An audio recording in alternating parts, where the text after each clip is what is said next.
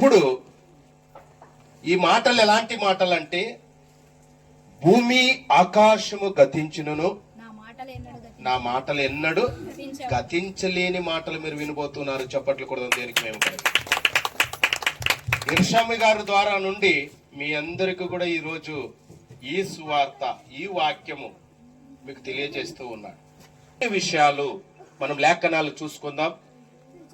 మనం క్రమంగా ఉంటే మరి దేవుని ఆశీర్వాదాలు ఎలా ఉంటాయి, క్రమశిక్షణగా ఉంటే దేవుడి దీవెనలు ఎలా ఉంటాయి అనే విషయాన్ని మీకు తెలియజేస్తూ ఉన్నాను. స్థితిపదేశ కాండము 28వ అధ్యాయం 1వ వచనం. నీవు నీ దేవుడైన యెహోవా మాట శ్రద్ధగా విని. ఏం ఆజ్ఞాపిస్తున్నాడంట? నీవు శ్రద్ధగా ఉండుమని, నీ క్రమశిక్షణగా ఉండుమని. నీవు అటు ఇటు నీ మనసు ఉంచవద్దు, బాడీ ప్రజెంట్ మైండ్ ఆప్షన్స్ లో నీ జీవితం ఉంచవద్దు. ఎందుకంటే రేపేమి సంభవిస్తుందో నీకు తెలియదు. ఆ తెలియలేని విషయాలు నేను తెలియజేస్తూ ఉన్నాను. చప్పట్లు కొడదాం దేవునికి మహిమకరంగా. నేను తెలియజేస్తూ ఉన్నాను, మీరు జాగ్రత్తగా వినండి. నా సహోదరి సహోదరులారా, నా పిల్లలారా, నా ఆత్మలో నుంచి మిమ్మల్ని పంచి ఉంచే ఉన్నాను. ఈ లోకానికి నిన్ను తీసుకుని వచ్చాను తల్లి గర్భంలో నుండి. మీరు అనవసరంగా మాట్లాడవద్దు. ఏది మాట్లాడాలో దాన్ని మాట్లాడు, ఏది వినాలో దాన్ని విను. నీ జీవితం వినుట వలన విశ్వాసం కలుగుతుంది. దేవునిలో నువ్వు ఎదగడం నేర్చుకుంటావు. దేవుని మాటలు విన్నావా, దేవుని వైపు చూసే వ్యక్తి అయి ఉంటావు. ఈ లోకంలో ఎన్నెన్నో ఉన్నాయి, ఆ లోకం వైపు నువ్వు తిరగవద్దు. ఈ లోక జ్ఞానము దేవునికి వైరమని నీకు తెలియదు. ఆ సత్యం బైబుల్ సెలవిస్తూ ఉంది. సత్యాన్ని మీరు తెలుసుకోవాలి. ఎందుకు ఈ మాటలు చెప్తూ ఉన్నాడు? క్రమంగా క్రమశిక్షణగా ఉండి మీరు ఈ మాటలు వింటే నీకు పరలోకం. అదేంటి సార్, మాట వింటే పరలోకమా? శ్రద్ధకు వింటే పరలోకమా? పరలోకం ఇవ్వాలని ఆశపడుతూ ఉన్నాడు. నేను ఎవరైతే శ్రద్ధ కలిగి ఉంటారో, దేవునికి మనసు ఇస్తారో, ఎవరైతే హృదయాన్ని ఇస్తారో వాళ్ళకి చక్కగా పరదేశి ఇవ్వడానికి సిద్ధంగా ఉన్నాడు దేవుడు. ఎవరైతే పశ్చాత్తాపడిన వారు, తన పాపాలు ఒప్పుకొని విడిచిపెట్టిన వాడు ఏం చేస్తాడంటే దేవుడు వర్ధిల్లుతాడు. చదువమా. ఆయన ఆజ్ఞలు ఏంటి? క్రమము, క్రమశిక్షణ, ఇవే ఆజ్ఞలు.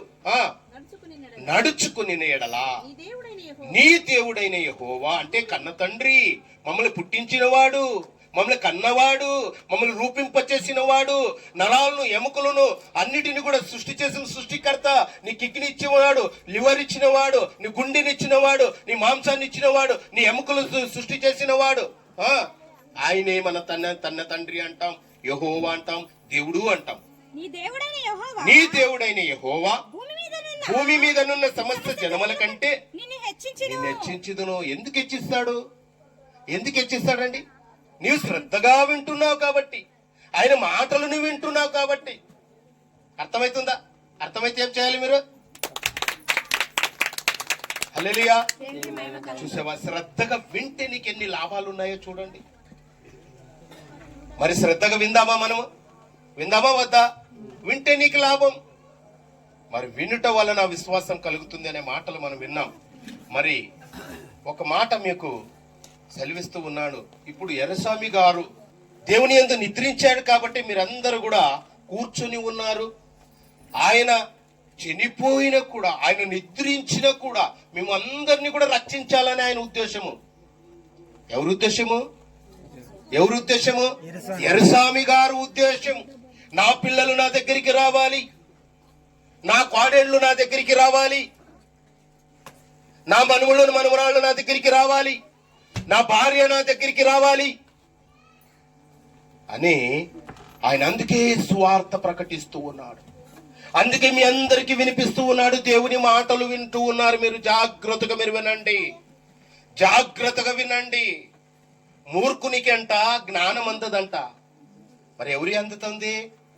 ఎవరి బుద్ధివంతులు, ఎవరు మూర్ఖులండి? ఎవరంట? మూర్ఖులు విస్తారంగా మాట్లాడతారంట, జ్ఞానవంతుడు మౌనం పాటిస్తాడండి. మరి మీరు మౌనంగా ఉంటే దేవుడు బహుగా మిమ్మల్ని ఆశీర్వదిస్తాడు, మిమ్మల్ని హెచ్చిస్తాడు, మీ కుటుంబాలు దీవిస్తాడు, మీ పిల్లల్ని ఆశీర్వదిస్తాడు. నీ ఆశ కలిగిన ప్రాణం నీవు అడిగిన దానికన్నా ఊహించిన దానికన్నా అత్యధికముగా దేవుడు నిన్ను ఆశీర్వదించబోతున్నాడు. ఇంతగా వినటం వలన ఎంత చూడండి ఎన్ని విషయాలు మీరు తెలుసుకుంటూ ఉన్నారు. ఈ రోజు ఆయన పిలుస్తూ ఉన్నాడు. ఆయనకి తెలుసు ఎక్కడున్నాను నేను, ఎక్కడున్నాడు అని తెలుసు. ఆయనకి తెలుసు. అక్కడి నుంచి చూస్తూ ఉన్నాడు, నా బిడ్డలు చూస్తూ ఉన్నాడు, ఆయన బిడ్డలు చూస్తూ ఉన్నాడు, కుమారులు చూస్తూ ఉన్నాడు, క్వారెంట్లు చూస్తున్నాడు, మనమరాళ్ళు చూస్తున్నాడు. ఎందుకు చూస్తున్నాడంటే, అయ్యా నా దగ్గరికి మీరు రండి, నా కుమారులారా నా దగ్గరికే రావాలి మీరు అని చెప్పి ఆశపడుతున్నాడు.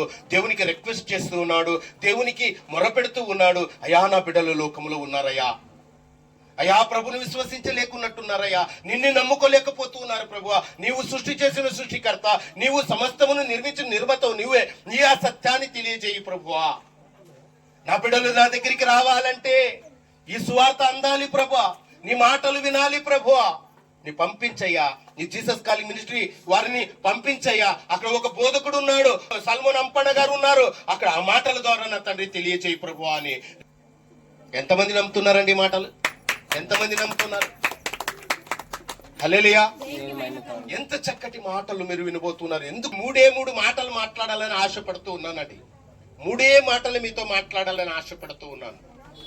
ఆ 3 మాటలు ఏంటంటే, ఈలో మానవుడు ఎవరు కలగజేశారు, మరి ఎలా వచ్చాడు, ఈ లోకానికి ఎలా వచ్చాడు, మరి మరణముతో మరలా చేరుకున్నాడు. ఈ 3 మాటలు మీతో మాట్లాడాలని నేను ఆశపడుతూ ఉన్నాను. ఒక మాట మీకు తెలియజేయాలని ఆశపడుతున్నాను. చూద్దాం, చూడండి. ఆదికాండము 1వ అధ్యాయము 27-28 వచనాల్లో కొన్ని విషయాలు మనకు తెలియజేస్తూ ఉన్నాడు దేవుడు. చూద్దాం, చూడండి. దేవుడు తన స్వరూపమందు నరుని సృజించెను. జాగ్రత్త వినాలండి. మరొకసారి చదువమా. దేవుడంట తన స్వరూపం. ఎవరి స్వరూపము? ఈ ప్రకృతి లేదండి. అప్పుడు ఈ ప్రకృతి లేదు, ఈ భూమి లేదు, ఇదంతా శూన్యం. ఇదంతా ఏమంట? శూన్యం. శూన్యం అంటే అర్థమవుతుందా మీకు? ఏమంట? ఏమీ లేదు, మబ్బు, చీకటి. అలాంటిది దేవుడు ఏం చేశాడంట? మానవుని కలగజేయాలనుకుంటున్నాడు. మొట్టమొదటిగా చదువుమా. మనిషిని ఏం చేశాడంట? సృజించను. ఎలా సృజించాడు? దేవుని స్వరూపమెందు వాణ్ణి సృజించెను. స్త్రీని గాను పురుషుని గాను వారిని సృజించెను. చూసావా ఎలా చేశాడంట దేవుడు? స్త్రీని గాను పురుషుని గాను సృజించెను. స్త్రీని గాను పురుషుని గాను దేవుడు సృష్టి చేశాడు. మరి ఎర్సామి గారు ఎట్లా వచ్చాడు అనే విషయాన్ని మీకు తెలియజేస్తూ ఉన్నాను. మా తాత ఎలా పుట్టాడు అనేది మనమరాలకు తెలియజేస్తూ ఉన్నాను. మరి ఎర్సామి గారు ఎలా వచ్చాడు అనేది భార్య తెలుసుకోవాలనే విషయాలు తెలియజేస్తూ ఉన్నాను. కుమారులు, వాడేళ్ళు అందరూ కూడా తెలుసుకోవాలి. దేవుడు ఎలా వచ్చింది, మన ఎర్సామి గారు ఈ లోకానికి ఎలా వచ్చాడు అనే విషయాన్ని మీకు తెలియజేస్తూ ఉన్నాను. ఎవరు కలగజేశారంట? దేవుడే కలగజేశాడు. కాబట్టి ఈ లోకానికి వచ్చినట్టుగా ఎలా వచ్చాడో, ఎవరి రూపంలో వచ్చాడో తెలుసుకోవాలి. దేవుని రూపంలో, ఆయన కన్న తండ్రి రూపంలో వచ్చాడు. చూసావా? ఒక తల్లిదండ్రులు ఉంటారు, తల్లిదండ్రులాగా పిల్లలు ఉంటారా? వేరేలాగుంటారండి? చెప్పండి. తల్లిదండ్రులలాగా పిల్లలు ఉంటారు. మీకు అందుకే దేవుడు ఆయన రూపంలో మమ్మల్ని రూపించాడు. కాబట్టి మనం ఎలా ఉన్నామంట? దేవునిలాగున్నాము. ఎర్సామి ఎలా ఉన్నాడు? దేవునిలాగున్నాడు. ఆ ఎర్సామికి ఆ కుమారులు అయ్యారు. ఆయన ఎలా ఉన్నారు? ఆ పిల్లలు ఎలా ఉన్నారు? ఎలా ఉన్నారు? ఎర్సామి లాగున్నారు. అర్థమైందా? మరి ఎర్సామి కుమారులు కుమార్తెలు కన్నారు. వాళ్ళు ఎలా ఉన్నారు? వాళ్ళలాగున్నారు. కాబట్టి వాళ్ళ పిల్లలు. మరి ఎవరు కలగజేశారు ఇవన్నీ? దేవుడే కలగజేశాడండి. మరి ఈ లోకానికి మానవుడు వచ్చినప్పుడు ఏమైపోయింది? కులభేదాలు, కులమతాలు వచ్చేసేయండి. ఏం చేశాడు దేవుడు? మొట్టమొదటిగా స్త్రీను పురుషును. కులం ఉందాడా? కులమతాలు ఉన్నాయక్కడ? చేయలేదండి దేవుడు. స్త్రీని గాను పురుషుని గాను ఇద్దరు జతపరిచాడు. మరి ఆయన ఎరుసమి అలా వచ్చాడనేది మాటలునే చెప్తున్నా. జాగే చూద్దాం, చూడండి, చదువు 28వ వచనం. దేవుడు వారిని ఆస్వాదించెను. ఎట్లనగా మీరు ఫలించి అభివృద్ధి పొంది విస్తరించి ఈ భూమిని నిండించండి అని చెప్పి లోపర్చుకొనిడి అనే మాట రాసి ఉంచాడు. అక్కడ మొట్టమొదటి ఎవరిని చేశాడని మన మాట చూసుకుంటే ఆదామును సృష్టి చేశాడు. ఆదాముకు జతపరిచిన స్త్రీని ఎవరు చేశారు? స్త్రీనిగాను చేశాడు. ఎందుకు స్త్రీని చేశాడు? సాటైన భార్య, సాటి కావాలి, తోడు కావాలి. పెళ్లిని కాకున్నప్పుడు చూడండి, ఇష్టానుసారంగా ఉంటారు. యవనంలో ఉన్నప్పుడు, పెళ్లి అయినప్పుడు అరే వీనికి పెళ్లి చేశారా, వీడు కుదిరేది, లేకపోతే వీడు సరిగా మాట వినర్రా అంటారా లేదండి? హల్లెలూయా. చాలా చక్కటి మాటలు మీరు వింటూ ఉన్నారు. ఈ మాటలు ఎక్కడ నీకు చెప్పరు, ఏ కాలేజీల్లో చెప్పరు, ఏ యూనివర్సిటీలో మీకు తెలియజేయదు. దేవుని ఎర్రస్వామి ద్వారా మీరు వింటూ ఉన్నారు. పరలోకము గురించి, పాతాళము గురించి, భూలోకము గురించి, మానవుడి నివాసం దాని గురించి మీరు వింటూ ఉన్నారు. సహోదరి సహోదరుడా, చాలా చక్కటి మాటలు మీరు వింటూ ఉన్నారు. ఆ మాటలను చూద్దాం. చూడండి, అక్కడ మానవుని స్త్రీనిగా చేసి, ఎక్కడ ఆదాము మొట్టమొదటి ఆదాము స్త్రీని ఏర్పాటు చేశారు. వాళ్ళ నుంచి భూమిని నిండించమని దేవుడు సెలవిచ్చిన ఒక మాట ప్రకారంగా ఏం చేశాడు? ఈ ప్రపంచంలో మానవ జాతి అంతా కూడా ఎవరి నుండి కలిగింది? ఆదామవుల నుండి కలిగిందండి. ఆదామవు నుండి కలిగింది. ఈ భూలోకంలో ఉండే మానవులందరూ కూడా వాళ్ళు వంశావళి అక్కడి నుంచి స్టార్ట్ అయిందండి. అక్కడి నుంచి వచ్చింది. అక్కడ నుంచి మరి ఆయన చేసిన అందుకే ఆయన ఈ లోకానికి తీసుకుని వచ్చాడు. ఆయన భూలోకానికి తీసుకుని వచ్చాడు. ఈ భూమి శూన్యంగా ఉన్నప్పుడు దాన్ని గట్టి చేసి లోకంలో గట్టిపరిచి మానవు నివాసం చేయడానికి ఉంచి ఉన్నాడు. కానీ ఏం చేస్తున్నాడంటే, మానవుడు 60-70 సంవత్సరానికి వచ్చేసాడు. 1000 సంవత్సరాలు మన పితరులు ఉన్నారు. వాళ్ళు జీవించిన కాలము, వాళ్ళు చేసిన పనులు బట్టి తగ్గుతూ వచ్చింది, ఆయుష్ తగ్గిస్తూ వచ్చింది. అందుకే ఆయన ఒక మాట సెలవిస్తూ ఉన్నాడు. ఆయన చూడండి, ఆయన రోమీయులకు రాసిన పత్రిక 12వ అధ్యాయం 2వ వచనం. మీరు ఈ లోక మర్యాదను అనుసరింపక ఉత్తమమును అనుకూలమును సంపూర్ణమై ఉన్న దేవుణ్ణి చిత్తమేదో పరీక్షించి తెలుసుకొనున్నట్లు మీ మనసు మారాలి, మీ బ్రతుకు మారాలి, మీ హృదయం మారాలి. నీ హృదయము మారిన మనసు దేవునికి సమర్పించాలి. మారాలి మారాలి, నీ మనసే మారాలి. ఆ మారిన మనసు దేవునికి ఇస్తే ఫలితం ఉంటుంది. ఆ మారిన మనసు దేవునికి ఇస్తే ఫలితం ఉంటుంది. మారామంటూ వేషం వేస్తారు, మారామంటూ వేషం వేస్తారు, మోసాగిస్తారు.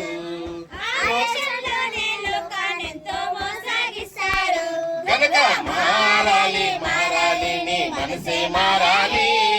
ఆ మారిన మనసు దేవునికి ఇస్తే ఫలితం ఉంటుంది. ఎవరికి ఉంటుంది ఫలితము? మీకే. దేవునికి నీ హృదయము నిమ్మంటున్నాడు ఆయన. నీ ఆస్తి అడగలేదు, నీ అంతస్తు అడగలేదు, నీ హృదయము కావాలి ఆయనకి. ఎందుకంటే ఈ హృదయం ఘోరమైనది, వ్యాధి కలిగినది. ఇది హృదయం, కళ్ళు మెసలు ఉన్నది హృదయం. ఈ హృదయం ఈ లోకం శాశ్వతమైంది కాదు. భూమి ఆకాశము గతించును, నా మాటలు ఎన్నడు గతించలేని మాటల్ని వినబోతున్నాం ఈరోజు. మాటల్ని హృదయంలో ఉంచుకుంటే మరి ఇన్ని సంవత్సరాలు కూడా మేము అలా ఉన్నామంటే మీకు తెలియదు, తెలియక అలా ఉన్నారు. ఈ సత్యాన్ని తెలుసుకోండి. ఈ సత్యం తెలుసుకునే వ్యక్తులై ఉండాలి. పరిశీలించండి, పరిశోధన చేయండి. మహా జ్ఞానం మీకు ఇచ్చాడు, మీకు తెలివి ఇచ్చాడు. మీకున్నంత జ్ఞానం ఎవరికి లేదు. తెలుసుకునే వ్యక్తులై మీరు ఉండాలి. తెలుసుకుంటే మరి ఏమిస్తాడు ఆయన? మీ మనసు మారి నూతన మగుట వలన రూపాంతరం పొందుడి. నీవేం పొందాలి? రూపాంతరం పొందుతావు. అందుకే నీవు మారు మనసు పొందు అంటున్నాడు. మారు మనసు పొందుమంటూ ఉన్నాడు ఆయన. మారు మనసు పొందిన వ్యక్తి గురించి చూద్దాం. చూడండి, లూకాసు సువార్త 23:43 చదవండి. మారు మనసు పొందిన వ్యక్తి, పశ్చాత్తాపడిన వ్యక్తి, ఒక వ్యక్తి ఉన్నాడు. ఆ వ్యక్తిని చూద్దాం.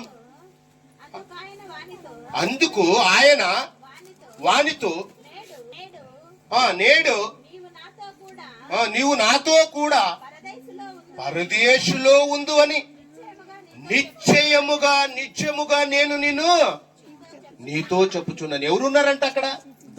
దొంగ ఉన్నాడండి. అరే, దొంగ పరదేశికి పోయాడా? నెమ్మదైన స్థలంలోనికి పోయాడా?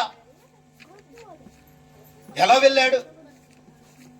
ఎంతో దొంగతనం చేశాడు, ఎన్నో నేరాలు చేశాడు, ఎన్నో ఘోరాలు చేశాడు, ఎన్నో మానభంగాలు చేశాడు. అలాంటి వాడు పోయాడా? పరదేశికి పోయాడా? దేవునితో ముఖాముఖిగా మాట్లాడి ఉన్నాడా? ఆ పరదేశంలో నెమ్మదైన స్థలం అది. నెమ్మదైన స్థలంలో దొంగ ఎలా చేరుకున్నాడంటే, మరొకసారి చదువమ్మా. ఆయనను చూసి యేసు నీవు నీ రాజ్యములోనికి వచ్చినప్పుడు నన్ను జ్ఞాపకము చేసుకోమంటూ ఉన్నాడు అక్కడ దొంగ. ఇంకొక దొంగ మాట్లాడుతున్నప్పుడు, అయ్యా నీవు రక్షించుకొని, నీవు పరిశుద్ధుడే కదా, నీతిమంతుడే కదా, నువ్వు రక్షించుకొని మమ్మల్ని రక్షించలేవా? మమ్మల్ని కూడా సిలువ చేశారు ప్రభువా అని అంటూ ఉన్నాడు ఆయన. అన్నప్పటికీ ఏమంటున్నాడు అక్కడ? ఇంకొక దొంగ వండుకున్నా, రే మనకి తగినదేరా, ఇది మన శిక్ష పొందవలసిన వారమేరా, ఇది కరెక్ట్ కాదురా, ఆయన పరిశుద్ధుడు, ఆయన మాట్లాడడం తప్పురా అని చెప్పి ఆయన పశ్చాత్తాపడి అయాని రాజ్యానికి పోయినప్పుడు మమ్మల్ని జ్ఞాపం చేసుకున్నాను అన్నట్టుగా ఆయన చెప్పిన వెంటనే ఏం చెప్తున్నాడు? నీవు నాతో పాటు పరదేశి. పశ్చాత్తాపం అనేది చాలా ప్రాముఖ్యమైనది. పశ్చాత్తాపం అనేది ప్రాముఖ్యమైనది. ప్రభువా, నేను ఇన్ని రోజులు నాకు తెలియదు, ఇన్ని రోజులు మాకు తెలియనికి వ్యర్థమైన ఆరాధనలు చేశాము. మేము ఈ ప్రకృతిలో ఉన్నదే మేము మొక్కాము, ఈ ప్రకృతిలో ఉన్నదే మేము చూసాము, మేము చూసినదే మేము చేస్తూ ఉన్నాము. సహోదరి సహోదరుడా, ఏదో ఒక డేటు, ఏదో ఒక రోజు, ఏదో ఒక సమయం మీకు ఇచ్చి ఉంటాడు. ఆ సమయం ఇదే అనుకూల సమయం, ఇదే రక్షణ దినం అని మీరు తెలుసుకోవాలని మనవి చేస్తూ ఉన్నాను. లోపలి సహోదరి సహోదరుడా, ఈ ఆత్మకు రక్షణ, ఆత్మకు శక్తి కావాలి. దేవుని వాక్యమే బ్రతికించుచున్నది కాబట్టి దేవుని వాక్యం ని వినాలని లేఖనాలు సెలవిస్తూ ఉన్నాయి. సహోదరి సహోదరుడా, చాలా మరి ఇంకొక మాట మీకు గుర్తు చేస్తున్నాను. దొంగ చూడండి, పశ్చాత్తాపడిన వెంటనే పరలోక పరదేశంలో తీసుకుని వెళ్ళాడు.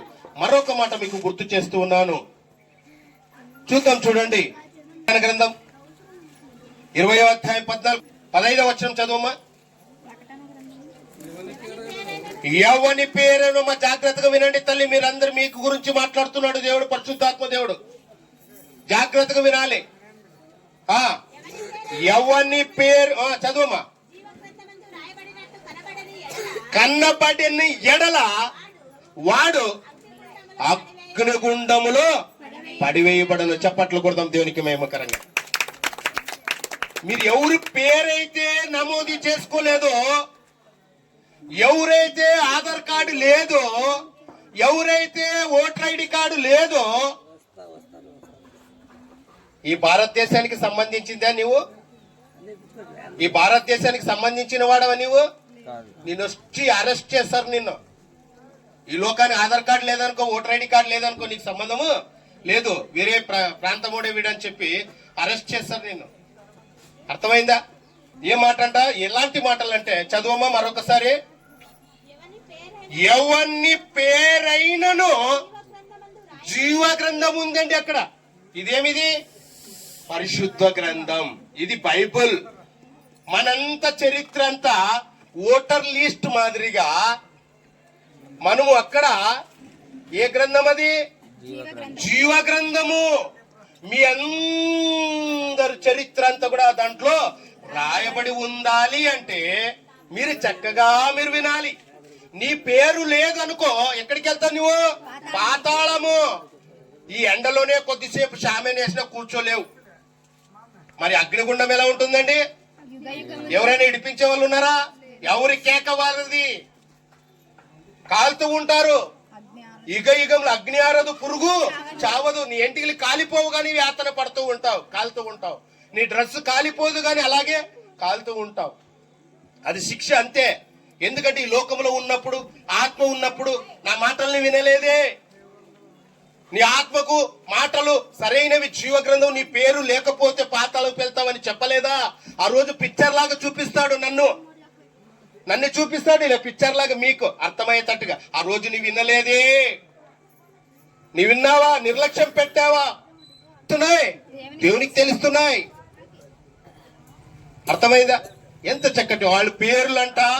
ఎవరి పేరైనను జీవ గ్రంథము యందు రాయబడి ఉండునట్లు కనబడని ఎడల వాడు అగ్నిగుండములో పడివేయబడును. అగ్నిగుండములో పడివేయబడును. ఎవరి పేరు చూడు. మీరు తెలుసుకోవాల్సిన విషయాలు ఏంటంట, మీ పేరు ఉండాలంటే యేసుక్రీస్తు ప్రభు దగ్గరికి రావాలి.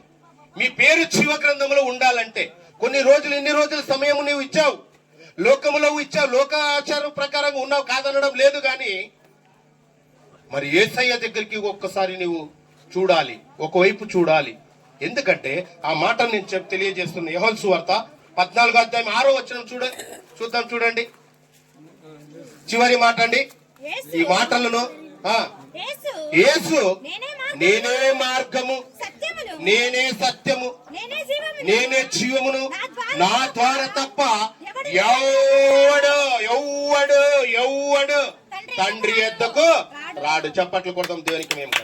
అందుకే మీరు మీ జీవ గ్రంథంలో పేరు లిఖితం చేసుకోవాలంటే మీరు ఓటర్ లిస్ట్ ఎలాగైతే మీరు ఓటు వేయడానికి లిఖితం చేసుకుంటారో మీరు అలాగే దేవుని యొద్ద కూడా మీ పేరు జీవ గ్రంథంలో రాయించుకోవాలంటే యేసే మార్గము, యేసే సత్యము, యేసే జీవము, ఆయన ద్వారా తప్ప మీకు ఏ గతి నీకు లేదని లేఖనాలు సెలవిస్తూ ఉన్నాయి.